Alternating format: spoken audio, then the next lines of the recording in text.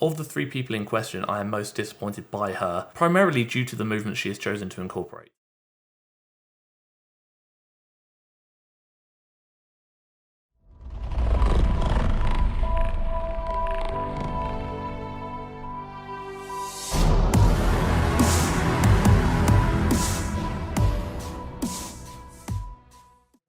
Do I look tanned? I look tanned, don't I? I know that's not true because it's been raining for the last 2 years here, so mad. Obviously we do a video. I mean, if we weren't, you wouldn't be watching me, so hello. Nice to see you. Appreciate you for being here. Means a lot, thank you. And we're going to be looking at a few influencers and content creators. So I will cover each of these individuals in greater detail in a deep dive. For these videos, I just like to, like I said, dip a toe in, see what they're doing, see what we're looking like, and just get a rough idea of what to expect. We've got Maddie from MadFit, we got Senada Greca, and we've got Pamela Reif. 3 names that have popped up in the comment section quite a lot. But obviously, before we look at the first video, which is this ready for a squat challenge, 200 reps of squats, that's a lot of squats, we must do what needs to be done. And that is slapping something on my head that looks silly and a bit interesting. I know it's going to be itchy. I just know it's going to be itchy. I can look at it, I can feel the itch already, and I can smell itchiness right now. It's going to be horrendous. Oh, my head doesn't fit. I feel like a unicorn. Be right back, just on my way to an Asking Alexandria concert. Might see Under Oath and Trivium on the way. Blum, blum.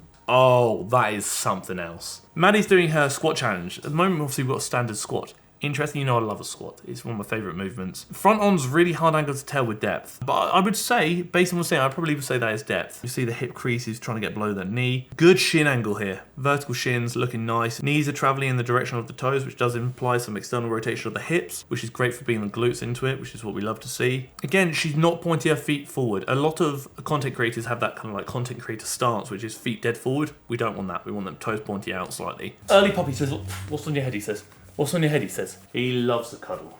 Puppy slobber all over my face now. I don't really like this whole sumo squat with the rise. First of all, it's not really a sumo squat. The stance has barely changed. It's maybe slightly wider. I don't really like the whole calf raise thing. I think it can encourage people to place more emphasis on the toes when squatting, when we know that's not what you should be doing. Obviously, the basic cue is weight through the heels, but in reality, it's actually weight through the midfoot. I don't really understand the purpose of this. A footwork squat, I get she's obviously trying to get the heart rate up a bit. I get it's the whole challenge is different squat variations. A split squat would have been a great variation to include, which is technically a squat variation. It's one of the things some good, some maybe not so good. 10-minute lower abs and love handle workout. Interesting. Immediately, no, I'm not a fan of this. Not the content, I haven't seen the content yet. I spoke about this in the TikTok video. Can't target the upper lower abs. It's just one muscle. Love handle workout. She's likely saying she's placing greater emphasis on the obliques, which is the muscle around that region. I appreciate that she's saying you cannot spot reduce fat. I also appreciate how this is very early on in the description rather than at the bottom. So some of these movements do seem quite difficult. Maintaining that contraction, that position for a fair period of time as she is doing is quite tricky, and I'll give it that. It's quite a difficult one. Side plank variations. Personally, I would just stick to a box standard side plank. I think they're a really great movement when looking at bringing the obliques into things. As I've said before, if you are a big deadlifter or would like to deadlift often or do anything with the mixed grip, that can lead to a slight imbalance, which then can cause some rotation. So you work the obliques in an anti-rotational manner, like Pallof press, things like that, which can help prevent that imbalance from occurring or prevent it from causing problems. Potentially in some cases, help correct it. It's tricky. I don't really like discussing ab work that much. There's not a lot that can really be said. I'm not really a big fan of doing typical ab movements like crunch variations. I like more functional core-based movements like dead bugs, Copenhagen planks, Pallof press. But as a whole, honestly, these are fine. Again, I'm not a massive fan of them personally, but for those variations, these are fine. If you want to do workouts like this, yeah, go for it. Good technique, flat back. She's not letting the hips go all over the place. I would maybe say tuck the shoulders back a bit more and pin them back a little bit further, and maybe bring the hips down slightly just because it's creeping up a little bit. But it's a solid movement. Very quickly, while we're diagonal, I must interrupt you for 2 seconds. If you do like the video, let me know you like the video by dropping a like on the video. 350 likes is the goal, so we'll shoot for that. If you haven't already, I would really appreciate it if you did subscribe to the channel by clicking the red button down below and the bell next to it so you get notified when I upload every week. And if you have a question you want me to answer at the end of the next video, comment question of the week, drop it down below in the comment section and I shall do so. But again, that was 23 seconds or something. God, I'm consistent with this. I'm consistent. But now that's out of the way, we'll carry on with the rest of the video. So Senada has come up quite a lot. I know a lot of people asked if I think she's natty or not. Perhaps I should include her on the list for the next video, which I will be doing in a few weeks, the part 2 of the natty or not video. Let's have a look at her abs, core and upper body workout. So this is a cable chest press variation. She's been quite explosive on the way up, so the concentric portion. All I would say is if you are doing a movement like this where you are in a staggered stance, alternate legs each set perhaps. The thing that she prides herself on from what I've seen is like creative workouts, when unfortunately in a lot of cases I don't think workouts need to be wildly creative. From home workouts when you're a bit more limited, I can see the element of creativity being a bit more important, but for gym workouts when you're trying to potentially optimize muscle gain or strength, wherever it may be, I would say workouts don't necessarily need to be wildly creative, but they do need to be wildly effective. Rope face pull, I love to see it. She's obviously going up to overhead. Again, not something I would do personally, just face pull normally. I think it's a fantastic movement. If it's not broken, don't fix it. This is actually quite a good movement. It's like a D-handle pull down on an incline bench. The grip is maybe a bit wide, I would say, which can limit the stretch of the lats. For pull down variations, I do kind of prefer like a slightly narrow grip, because then you can get a greater stretch in the lats. Greater range of motion could lead to the likelihood of greater development of that area. But no, I think this is a good solid variation. Personally, I would place greater emphasis on the singular movement alone, like the hammer curl or the shoulder press. But if you do want to combo it together, this is not necessarily a bad one. Good tempo, good technique. She's locking everything in. She's not leaning back and looking like a question mark when she does the shoulder press. She's placing effort into the movement and really trying to focus on the muscles that need to be worked or should be worked during these movements. I like it. It's good stuff. Power up, glute and leg day. Interesting. So she's doing a squat to reverse lunge. Good range of motion on the lunge. I see her getting right to the floor. I love that. The squat is, again, I would say that is depth. I can see on the lunge she is fighting that stability where the weight is pushing towards the outside of the foot slightly, but that's normal. No one's ever going to lunge perfectly, and even that I wouldn't ever say is not perfect.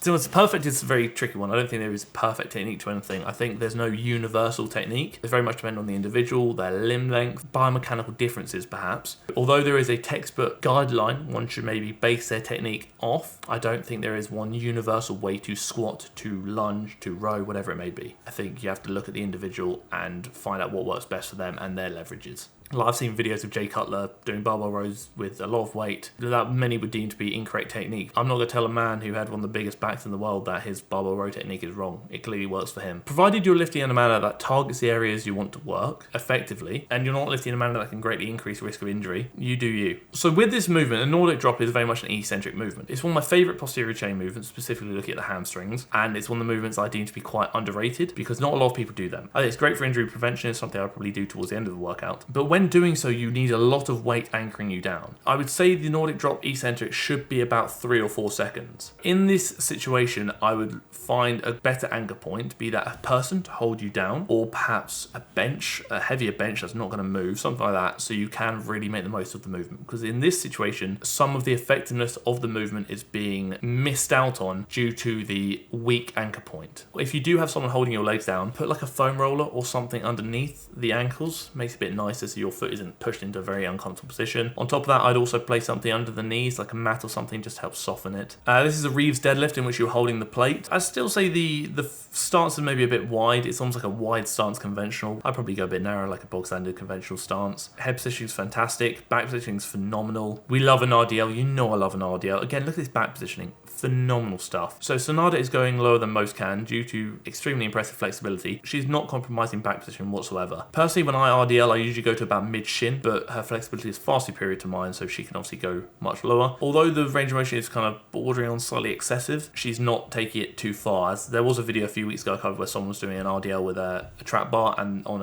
from a deficit, and their range of motion was just excessive. This is still what I would deem to be in the green zone. Pamela Reif, again someone who's popped up a few times, someone I've covered briefly but not done a deep dive on. No squats, no jumps, knee friendly with equipment. Glute bridge burnout, interesting. So it sounds like it could be glute bridge variations. We isolate the butt muscles and train them without using a lot of thigh strength. Realistically, if you're doing glute bridges, there are going to be additional muscles coming into it, hamstrings, quads, etc. So realistically, you're not actually isolating the muscles there. You're just placing greater emphasis on them. So there's a big thing about can you actually activate your glutes? Maybe a topic for another video. Tempo's great. She's using weight to respect. Although I'm not a big fan of using bands for a lot of exercises, one of the exercises that I do actually like using a band for is a glute bridge or a hip thrust, because that additional external rotation of the hips can help with the contraction of the glutes. So if you haven't tried it, I would definitely recommend trying to put a band around your lower thigh, so just above the knees. I get it's just a 10-minute glute bridge workout. I understand that some people may like this, especially if they are recovering from injury, perhaps can't do anything knee related because of any problems they may have. But again, if you have bad knees, you should probably address why you have bad knees. She's obviously got the dumbbell dumbbells, so she's obviously looking to progressively overload, which is great and something we do look for when looking at like how effective a workout has the potential to be. Can you actually progressively overload sort of thing? So this 10-minute booty pump, set your butt on fire and make it grow. A lot of these workouts are very much surrounding just pump work for the glutes. Obviously the pump is when you have a lot of blood rushing to that area, makes the area feel tighter, full of blood, etc, etc. Feels nice, makes you feel like you've achieved things. Just because you have a pump doesn't necessarily mean you've had an effective workout. What you should be chasing is progressive overload, i.e. doing more and more each week. The pump is less important than that. I see a lot of these booty workouts are very much the same. They are fire hydrant variations, glute kick variations, glute bridge variations. And again, like a lot of those workouts, they are very much contraction based to then promote a mass burn in that area without necessarily leading to mass achievement of growth in that area. Although it may feel like it's doing a lot, is it actually doing a lot? How are you going to progressively overload this movement other than using a stronger resistance band or other than increasing the reps? If you are trying to build muscle, a great way of doing so is by doing movements that allow you to lift relatively heavy. And again, heavy is subjective to you because strength is relative. Again, one of the fundamental principles of growth and hypertrophy and essentially developing muscle, building muscle is progressive overload. Be that add a kilo onto your squat next week or maybe add a rep or another set, things like that. Just doing more and more, accumulating more volume, be that load used or reps performed over time. I would definitely recommend investing in weights if you can, so you can throw in squat variations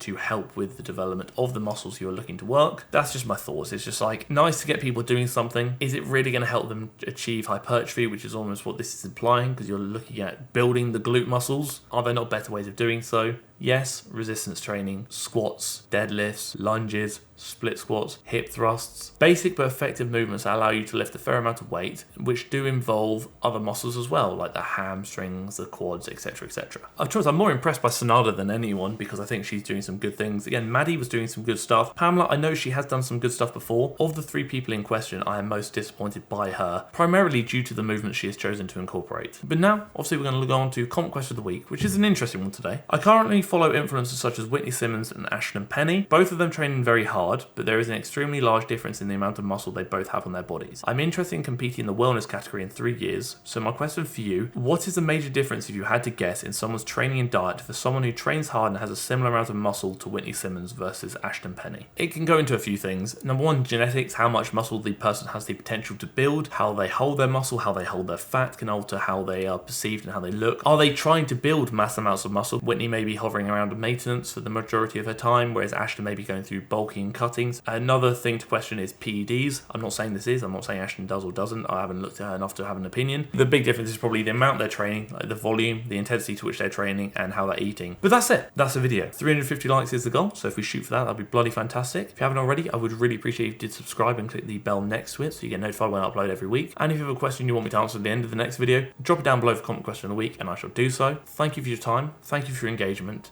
and thank you for tolerating the video.